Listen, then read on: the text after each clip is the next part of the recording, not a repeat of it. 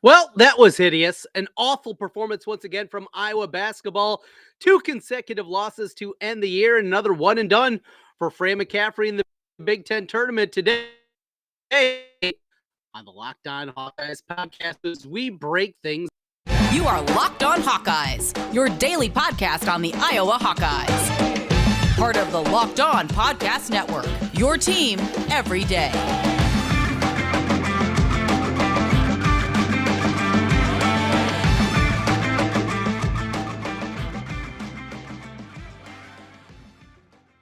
Down. Hey, welcome in once again. I'm Trent Conn. This is the Locked On Hawkeyes podcast. Thanks for making Locked On Hawkeyes your first and every single day. We're available wherever you get the podcast. You can also find where you hit and you find each and every day. And also find Frank and it's every single day. That's the right time that I make sure each and every time. Last times that we'll have to do this as we come down towards the end of the season. Very unfair again. Iowa basketball teams they fall to Ohio State. Very sitting here now wanting Ohio State exactly what this was going to be, what they be going to the hopes, the dreams, the average by when you put this high is sweet. For your team is going to turn it around. They're going to find the right seed, that they're going to find the right matchup, that they're going to get there. It just does not feel very likely right here. 70 final score in this one. What even was the final score? That's where I am right now. I don't know. I don't care. I'm so frustrated to the way that this team plays and the way they are.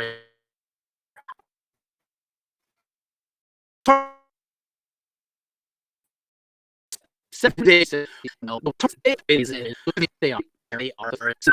It's hard to get it. They are right the final. If who 23 if this else it's going to happen. Who's like anything else because we got highs, we got lows, and here we are losing to this Ohio State team that was dead water. Right? The Buckeyes were absolutely dead. They didn't care. They were done with the season. They were ready to check out. And what do? We let them hang around. We let this has all these issues just absolutely hanging around. And here we're just wondering, just absolutely hanging. Here we are to sit. Is this what we're going to have as Hawkeye fans? That Iowa is going to go out there, they're going to be fine. And that's it. They're okay. They got some players. Heck, Connor was bad. It was 6 years of Connor McCaffrey, and then this is what we get. The number of times that they had an opportunity to turn the corner, go to the rim, do something good, be strong with the basketball. And they can't answer it. And I guess that's where we have to be, right? As we look at Iowa basketball and what they are, we have to be okay with this because nothing's going to change. Nothing's going to be different.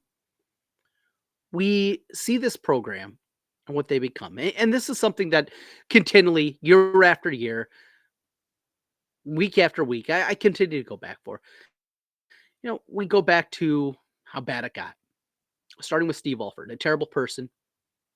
Not just a terrible person, but an above-average basketball coach. But coming from the professional that Dr. Tom was, and he brought the program down to a level lower than what we anticipated. And that was frustrating. It really was. And then we go in the Licklider era. And anything coming out of the Licklider era was going to make us optimistic. And Fran's done that. But then we see an effort like this. Ohio State's dead in the water. This is just a program that was just ready to be run off the floor. And we couldn't do it. And you go back to the first half of this game. So Wisconsin last night, they get back into the game very simply by giving them pressure. How did we run away from them in the second half in the game in Carver Hawkeye? Well, it was pressure. It was just continually pressure, time in and time out. It was up and down the floor. What Wisconsin? That's what we did. And what do? We're sitting back and just not we're sitting back in the first half of the game. That's exactly what it was. We finished the first half, 2 of 10 shooting the ball from downtown. All right, we got this garbage basketball, and we're going to hear this excuse. And I hate excuses. I absolutely hate excuses. And that's what Iowa basketball's turned into.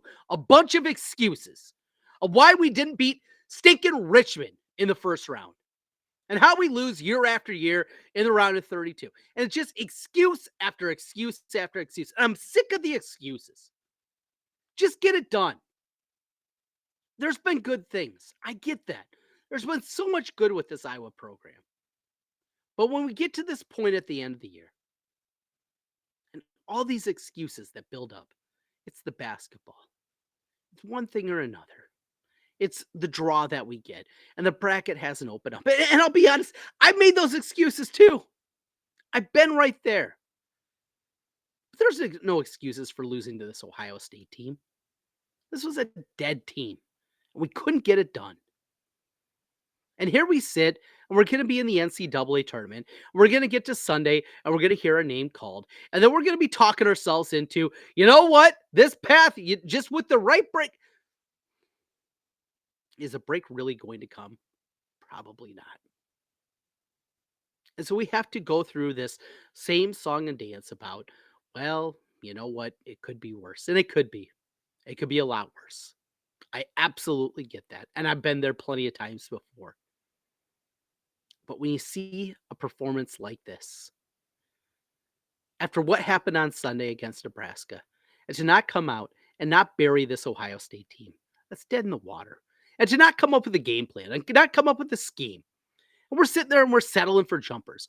Right away, Philip Rabracha, he was the best player on the floor. And what do? We completely go away from him for basically 25 minutes in the game. It's dumb basketball. And why we have to play so stupidly at times.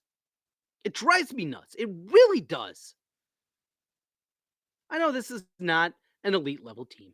I know this is not a team that can win a national championship. But you know what? We're a lot better than a lot of programs out there. And yet we have these kind of performances. It's inexcusable. It really is. To go out and lose in this fashion to this team, there's no way that it should happen. Let's take a look at the numbers. In fact, let's take a quick timeout. When we come back, we're going to take a look at these numbers. And I'll be honest, they're not going to be very fun. They're not going to be at a high level. It's nothing to be excited about. But that's where we are. We lose to Ohio State, the number 13 seed in the Big Ten tournament. And last year was great. It absolutely was. It was a great run, and it was very exciting to what we were able to see out of this Iowa program. I got pumped up about it. I was also in Vegas last year. Maybe that helped out a little bit. But as we sit here today, we're going to look at the numbers. We're going to go inside. We're going to see what we can find out when we come back. This is a very frustrated Locked On Hawkeyes podcast. Well, as we hit the midway point of the NBA season, a little bit less than that, of course, we are here in March as well for college basketball. Right now, it is the perfect time to download the FanDuel Sportsbook app, America's #1 sportsbook. Hey, if you jumped on with me today, you would have been able to grab the Buckeyes on the money line, and you would have got a very good price as I did, and made yourself a little bit of money and maybe at least calm down a little bit of your frustration. New customers right now, you can get a no sweat first bet at FanDuel up to $1,000. That's bonus bets if your first bet doesn't win. Just download the FanDuel Sportsbook app. It's safe, secure, and super easy to use. Then you can bet on everything. The money line, point scores, threes drained, or you can just bet against the Hawkeyes as they blow a game against Ohio State. And guess what? Well, we're going to be incredibly frustrated, but at least get a little bit of money in your FanDuel account. Plus, FanDuel even lets you combine your bets for a chance at a bigger payout with their same game parlays, a chance to hit it big with one of those. Don't miss your chance for your no sweat first bet up to $1,000 in bonus bets when you go to FanDuel.com/lockedon. Again, FanDuel.com/lockedon to learn more. Make every moment more with FanDuel. They're an official sports betting partner of the NBA. Trey Conn back with you here on the Locked On Hawkeyes podcast. As always, thanks for making Locked On Hawkeyes your first listen every single day. An instant reaction podcast, Locked On Now here, as the frustration continues to build.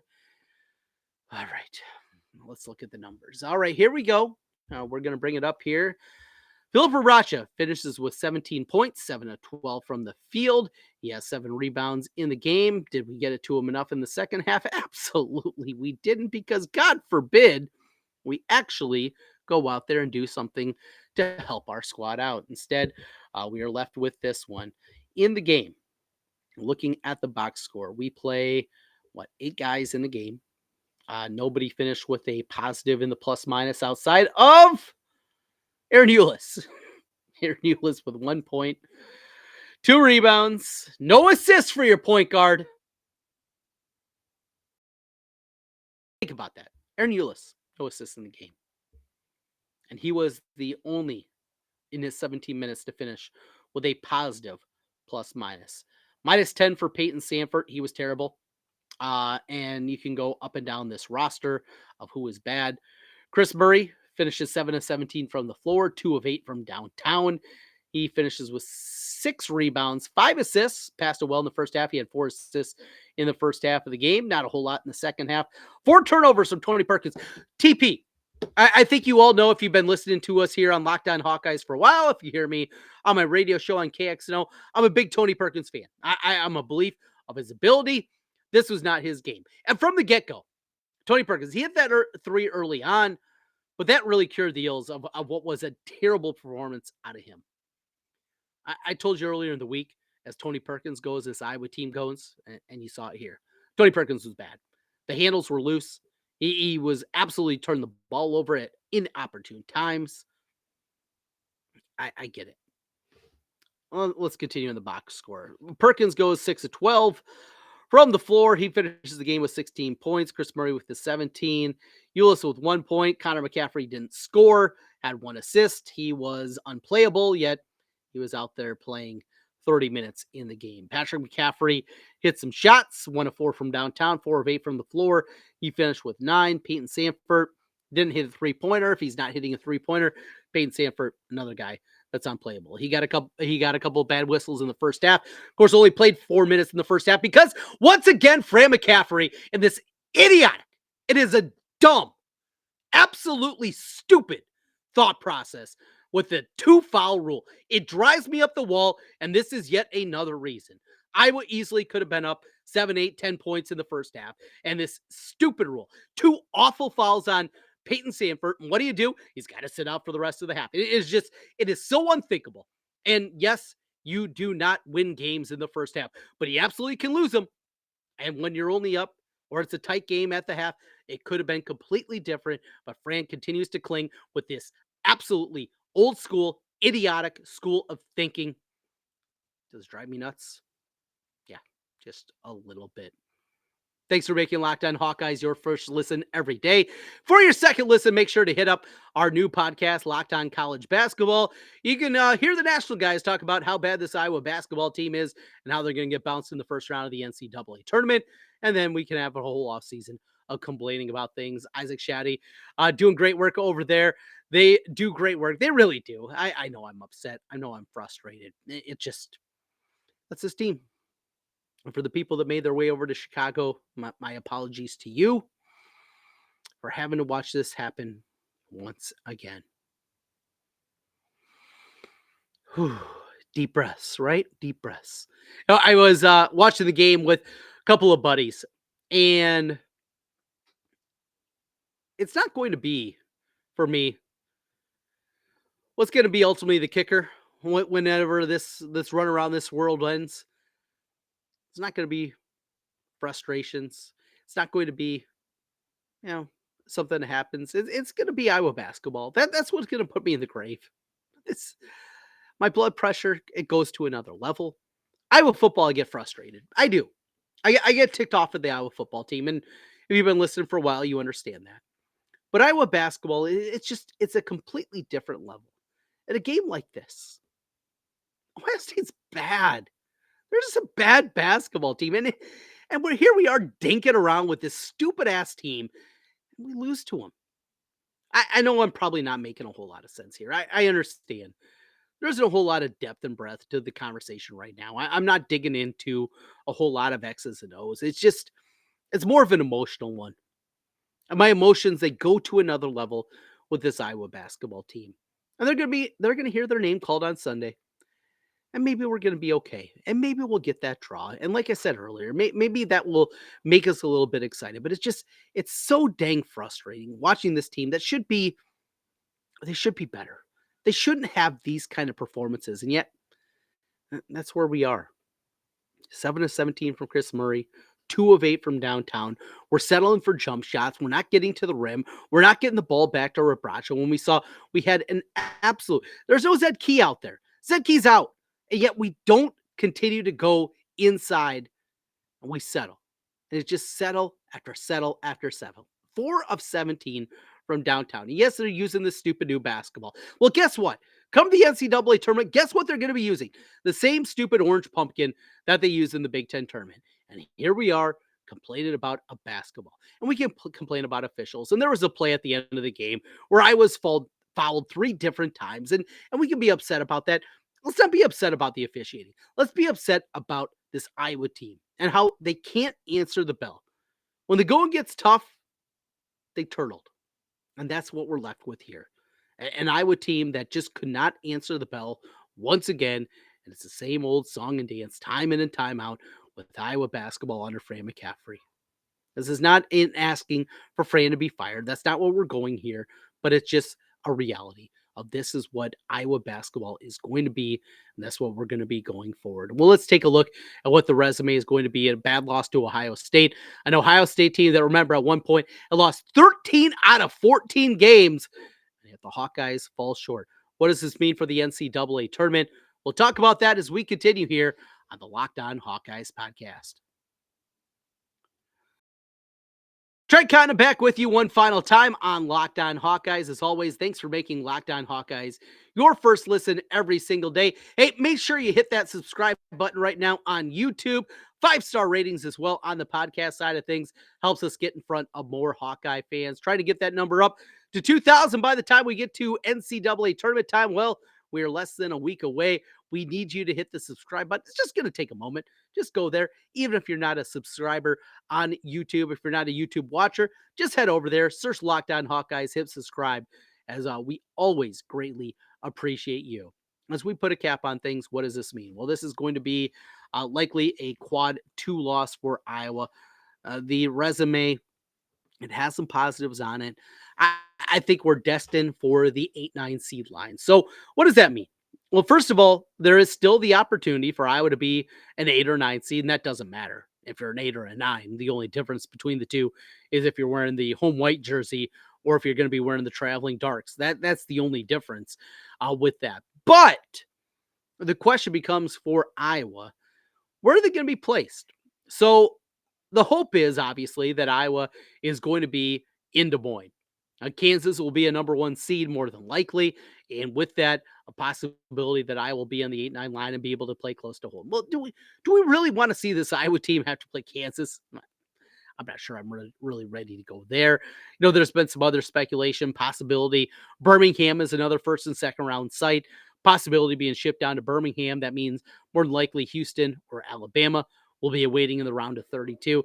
We're kind of getting into the same song and dance that we talked about, not just in the Fran McCaffrey area when you get to the round of 32 and having to play a team a lot better than you. We remember the big losses to Gonzaga in the round of 32, losing to Villanova, and just getting absolutely run off the floor. And more than likely, the same thing's going to happen there. Yeah, they forced overtime against Tennessee a few years back. That one, remember, they were also down 18 in that game before they came roaring back in the game. You're going to be playing a team that's a lot better than you, and the way this Iowa team is built, the likelihood of pulling off an upset and getting the Sweet 16 is going to be incredibly low. That's what we're looking at right now. Resume's fine.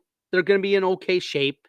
Seton Hall lost in the first round of the Big East tournament. That dropped them from a quad 1 win down to a quad 2 win. That's not going to change a whole lot in the total complexion of this team. It's going to be interesting to see also what this committee does with Iowa with the losses that they have. A combined 4 losses to Wisconsin and Nebraska, 2 teams that lost in the opening round of the Big Ten tournament. Those are all bad losses there. Quad 2, quad 3, depending on home or away. for those losses, and that's not going to be certainly a pretty thing for them. So that's going to be a part of it. That's certainly going to be a piece. The loss, obviously, to Eastern Illinois. I thought it was going to be a death knell to the season. Credit to them for pulling themselves out, but here we are, mired in a slump. So let's go optimistic to wrap things up, and we'll try. It's difficult to do after losing to this bad Ohio State team, and there's no two ways about it. This was a bad loss. This was absolutely hideous. The performance was unquestionably a bad performance from them. Wouldn't it just be like Iowa sports in general, when your backs are against the wall, when everything's going against you, that they find a way to ultimately get it done? I'm not hoping for it.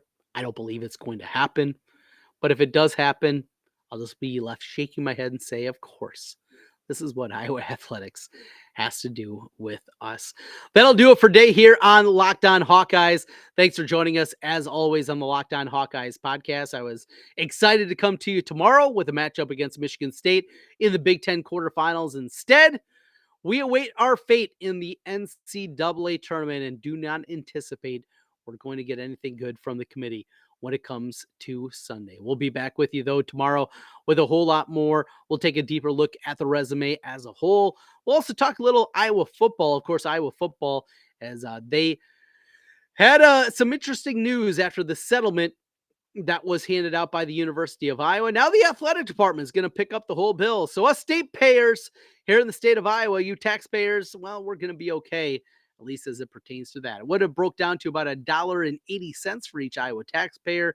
Well, that's not going to be the case anymore. Now the athletic department is going to have to foot the bill. As always, thanks for making Locked On Hawkeyes your first listen every day. Always appreciate all of you out there. You are great for hanging out with us here. For your second listen, make sure to check out the Locked On College Basketball podcast. Our experts, Isaac Shade and Andy Patton, bringing you everything you need to know on and off the floor. Plus, you can hear from the big names, the experts, the coaches, and the players throughout the college basketball landscape. Locked On College Basketball. It's available on YouTube and wherever you get podcasts. Back with you tomorrow. We'll see if I can bring a little sunshine after all of these clouds here today. Thanks for making Locked On Hawkeyes your first listen every day. We'll talk to you again tomorrow. Go Hawks.